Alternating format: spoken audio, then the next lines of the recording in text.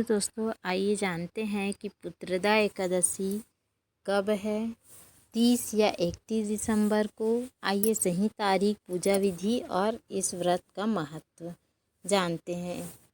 पौष पुत्रदा एकादशी का व्रत संतान प्राप्ति और समृद्धि के लिए अत्यंत महत्वपूर्ण है। इस दिन भगवान विष्णु और माता लक्ष्मी की पूजा का विधि विधान का बहुत महत्व है। माता लक्ष्मी और श्री हरि विष्णु की पूजा करने से इस दिन धन, आरोग्य और सभी मनोकामनाओं की पूर्ति होती है। यह व्रत संतान के उत्तम स्वास्थ्य के लिए भी रखा जाता है। आइए जानें कि यह पुत्रदा एकादशी का व्रत किस दिन रखा जाएगा। तो पुत्रदा एकादशी का व्रत 2025 दिसंबर के महीने में 30 या 31 को है। आइए जानते हैं। पुत्रदा एकादशी 30 दिसंबर को सुबह 6:38 से एकादशी तिथि का आरंभ होगा और अगले दिन 31 दिसंबर को 4:48 पर समाप्त हो जाएगा।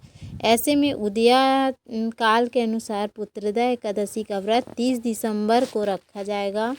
शास्त्रों के अनुसार उदय काल में एकादशी तिथि होने पर एकादशी का व्रत करना सर्वोत्तम माना जाता है।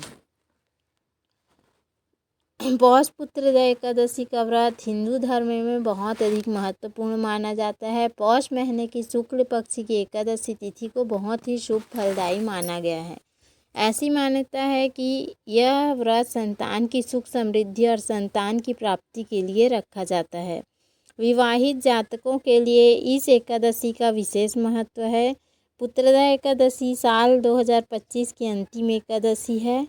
आइए जानते हैं कि यह व्रत कब रखा जाएगा। पुत्रदा एकादशी का व्रत 30 दिसंबर को रखा जाएगा। पुत्रदा एकादशी शास्त्रों के अनुसार पुत्रदा एकादशी का व्रत संतान की कामना के लिए रखा जाता है।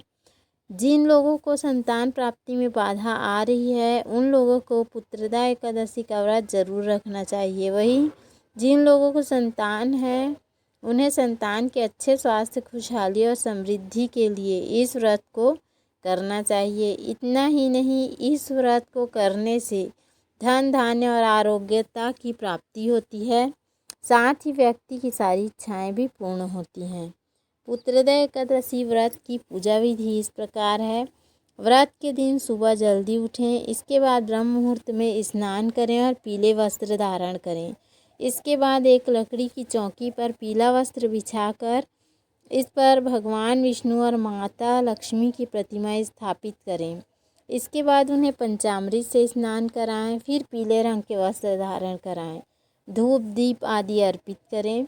भगवान विष्णु को पीली मिठाई, केसर वाली मिठाई हो तो बहुत अच्छी बात है और चरणामृत और फल का भोग लगाएं। पंचामृत और फल का भोग लगाएं।